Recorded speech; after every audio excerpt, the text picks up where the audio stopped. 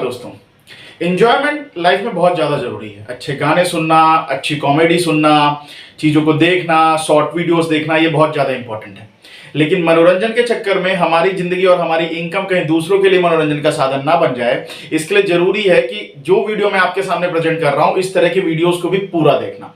दोस्तों, आज का ये वीडियो आप लोगों के लिए बहुत ज़रूरी है।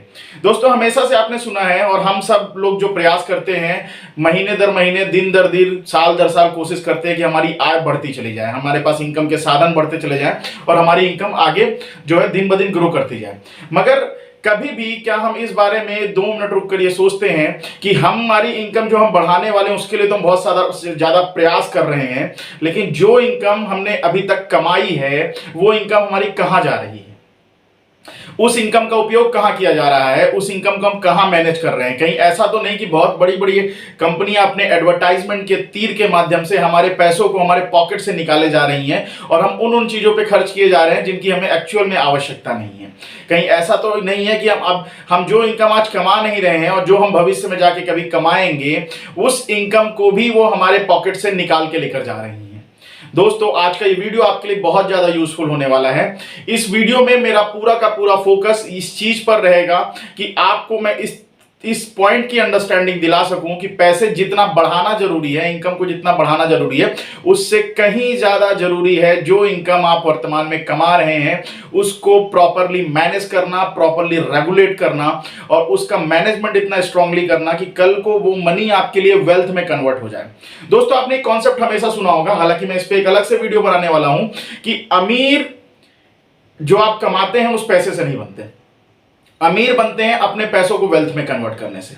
अभी पैसे को वेल्थ में कैसे कन्वर्ट करना है, इसकी मैं एक अलग वीडियो आपके सामने लेकर आऊंगा। वो एक अलग तरह का थॉट है और अलग तरह का नायाब तरीका है। अगर आप उसको अपने डे टू डे की लाइफ में इंक्लूड कर लें तो बहुत ही जल्दी आप जो है आपका पैसा आपके लिए पैसा कमाने लगेगा। सो दोस्तों, आज के वीडियो की शुरुआत करते हैं। आज के इस वीडियो में मैं आप लोगों से बात करने वाला हूं 5 ऐसे टिप्स के बारे में जिसको अगर आप अपनी डे टू डे की लाइफ में इंक्लूड करते हैं सो आप अपनी इनकम को बिना बढ़ाए अपनी सेविंग्स को बढ़ा सकते हैं। सो दोस्तों, पहला टिप्स है क्रेडिट कार्ड का उपयोग ना करना। दोस्तों, आपने देखा होगा जितनी बड़ी बड़ी कंपनियां अपने प्रोडक्ट को बेचने के लिए जब मार्केट में आती हैं तो वो आपसे बोलती हैं कि भाई आप क्रेडिट कार्ड के माध्यम से उसको ईएमआई में बना लीजिए। लेकिन वो जो ईएमआई का कन्वर्जन होता है वो बहुत ही ज्यादा कॉस्टली होता है। कई बार ये ब्याज आपको 28 से 30% तक पहुंच जाता है। और सबसे दुखद बात ये होती है कि आज आपने जो इनकम कमाई है उसको तो छोड़िए, भविष्य में जो आप अगले 2 साल 3 साल 4 साल में जो पैसा कमाने वाले हैं वो पैसा भी आप उन कंपनियों के नाम पे कर देते हैं। यानी जो पैसा आपने कमाया नहीं है वो पैसा भी पहले से खर्च करने का उसका रास्ता बन गया और उसकी ऑनरशिप यानी कि उसका अधिकार, उसका मालिकाना हक आपने उन कंपनीज को ट्रांसफर कर दिया जिसके प्रोडक्ट आपने खरीदे हैं। यह भी देखा जाता है कि अगर वो कोई चीज 30,000 की है, 20,000 की है, 50,000 रुपए की है, उस पर ब्याज लगता है और ब्याज इतना तगड़ा होता है कि 50,000 रुपए की चीज फाइनेंस करने में प्रोसेसिंग फीस, बहुत सारे खर्चे और ब्याज को मिलाकर वो 60 और 70,000 रुपए तक पहुंच जाती है। यानी कि जो पैसा आपने कमाया नहीं है वो पैसा भी फ्यूचर में जो है आपके लिए एक लायबिलिटी क्रिएट करने लगता है, इंटरेस्ट के तौर पर, बहुत सारे चार्जेस के तौर पर। और उस पैसे की ऑनरशिप जो आपने कमाई नहीं है वो पहले ही आप किसी और को ट्रांसफर कर चुके होते हैं। सो इससे बेहतर ये है कि अगर आप कुछ दिन अपनी रिक्वायरमेंट को एडजस्ट कर सके और जो पैसा आपने एक 50,000 रुपए का कोई प्रोडक्ट आपने खरीदा है, सपोज आपने फ्रिज खरीदी है और वो 75,000 रुपए ब्याज समेत आप उसमें देने वाले हैं, तो इससे बेटर तो ये होगा कि आप हर महीने अगर उसकी 3-3 हजार रुपए की ईएमआई देने वाले हैं तो उस ईएमआई को आप अपने रिकरिंग डिपॉजिट में कन्वर्ट कर दीजिए। आप म्यूचुअल फंड में वो पैसा डाल दीजिए और होगा ये कि वो 50,000 रुपए की चीज हो सकता है आज से 2 साल बाद 55,000 की हो। हालांकि कंज्यूमर ड्यूरेबल्स के मामले में ऐसा नहीं होता, टेक्नोलॉजी इंप्रूव होती है और जो टेक्नोलॉजी आ जाए उसके प्राइसेस कम ही होते हैं। सो जो आप पैसा इंस्टॉलमेंट में दे रहे हैं उन कंपनीज को, उसकी ऑनरशिप अपने पास ही रखिए, उसको रिकरिंग डिपॉजिट या म्यूचुअल फंड में कन्वर्ट कर दीजिए और पैसा हर महीने अपने खाते से काटिए। और 2 साल जो आप उनको ईएमआई देने वाले हैं वो ईएमआई जो है धीरे धीरे आपके लिए एसेट बनती चली जाएगी। वो म्यूचुअल फंड में जो आपका पैसा है इंटरेस्ट देने की बजाय मार्केट से इंटरेस्ट लेके आपको देगा। तो होगा ये कि अगर आपने 50,000 रुपए रिकरिंग डिपॉजिट या म्यूचुअल फंड के तौर पे महीने दर महीने जोड़े हैं तो उसमें आपको उस 50,000 रुपए में 10-12,000 रुपए ब्याज भी मिल जाएगा। सो दोस्तों, सबसे पहली बात है आप क्रेडिट कार्ड से बचिए। ये आपकी भविष्य की इनकम की ऑनरशिप को आपसे छीन लेता है। दूसरा जो सबसे इंपॉर्टेंट पॉइंट है, कंज्यूमर फाइनेंस से बचिए। दोस्तों, इंडिया में जब से कंज्यूमर फाइनेंस की बाढ़ आई है, लोग हर चीज जो है वो फाइनेंस में परचेस करने लगे हैं।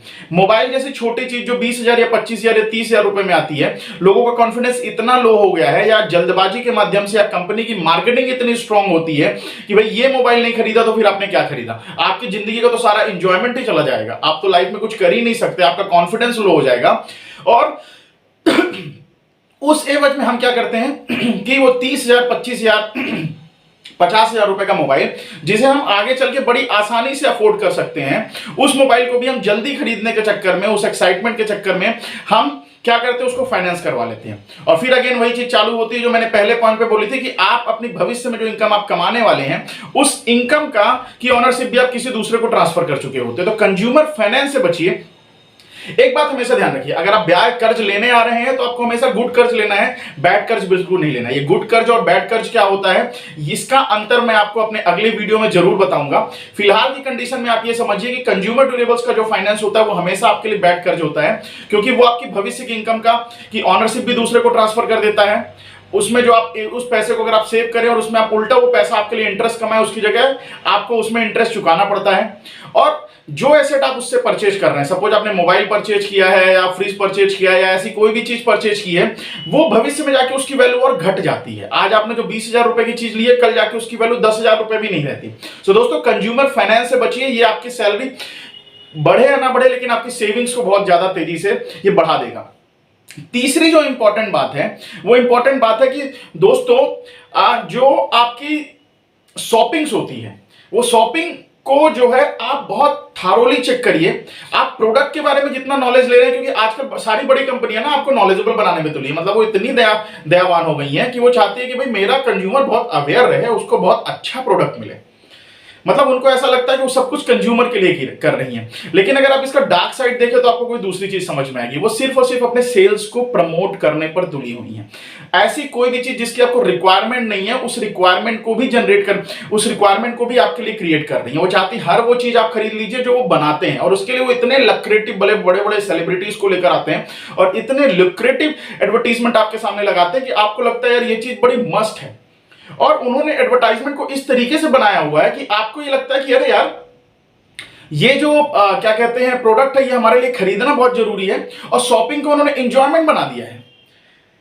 बड़े बड़े शॉपिंग मॉल्स हो गए या बड़ी बड़ी कंपनियां हो गई, इनके एडवर्टाइजमेंट आप देखेंगे तो ऐसा लगेगा कि शॉपिंग इज एन एंजॉयमेंट। वो एक स्टेटस को उसको उन्होंने बना दिया, जबकि शॉपिंग सिर्फ और सिर्फ एक रिक्वायरमेंट है। तो जब भी आप शॉपिंग करने जाएं, आप एक हैबिट मन में डेवलप करें और इस थॉट को अपने दिमाग में रखें कि भाई शॉपिंग जो है ना, वो आपकी रिक्वायरमेंट को पूरा करने के लिए, ना कि एंजॉयमेंट के लिए है। तो ये तीसरा पॉइंट है जिससे आपको बहुत अच्छी तरीके से ध्यान रखना है। तो पहला, क्रेडिट कार्ड का यूज बहुत कम करिए, कंज्यूमर फाइनेंस से बचिए। जो तीसरी चीज मैंने आपको बताई कि भाई शॉपिंग जो है ना, वो आपके लिए रिक्वायरमेंट है, ना कि आपके लिए एंजॉयमेंट है। तो जो कंपनीज जो है ना, वो आपको ऐसे एडवर्टीजमेंट दिखाती है या ऐसा माहौल क्रिएट करती है कि आपको लगे कि नहीं आप फैमिली के साथ आउटिंग पे जा रहे हैं, एक्चुअली में वो आपके पॉकेट को धीरे धीरे जो है वो निचोड़ने का काम कर रही है। तो आप शॉपिंग के लिए अपने थॉट को चेंज करिए। जो चौथी बहुत इंपॉर्टेंट चीज है वो ये है कि जब आप इन सारे फाइनेंस को रोकेंगे तो आपके पास पैसे बचेंगे, लेकिन वो पैसे भी कहीं ना कहीं खर्च होने लगेंगे। तो आपको स्मॉल सेविंग स्कीम्स, मैंने अपनी पिछली वीडियो में इसके बारे में बहुत अच्छी तरीके से बात किया है, उसका लिंक मैं ऊपर आपको दे दूंगा, आप उस वीडियो को जाके देखिए कि छोटी सेविंग स्कीम्स हैं, जैसे रिकरिंग डिपॉजिट हो गया, म्यूचुअल फंड का SIP फॉर्मेट हो गया, या पोस्ट ऑफिस सेविंग्स हो गई। ऐसी सेविंग्स को आप लोगों को जो है ओपन करना है, ऐसी सेविंग्स में आपको बढ़ाने, ऐसी सेविंग्स को खोलिए और आदत डालिए कि आप रिकरिंग डिपॉजिट का खाता आपके पास हो, आप आदत डालिए कि म्यूचुअल फंड की SIPs आप चला रहे हो और अपना पैसा जो है इसमें ट्रांसफर करिए। तो कॉन्फिडेंस बिल्डअप करिए, खर्च करने में नहीं, सेव करने में। स्टेटस को अगर आपको बनाना ही है तो स्टेटस इस बात का बनाइए कि आज आपने बड़ा मोबाइल नहीं खर्च किया है, लेकिन हाँ, आपके पास 2-2, 3-3 हजार रुपए महीने की 2-3 SIP चल रही हैं, आप इतना पैसा सेव करते हैं। दोस्तों, उम्मीद करता हूं आज की वीडियो आपको काफी यूजफुल रही होगी। Thank you.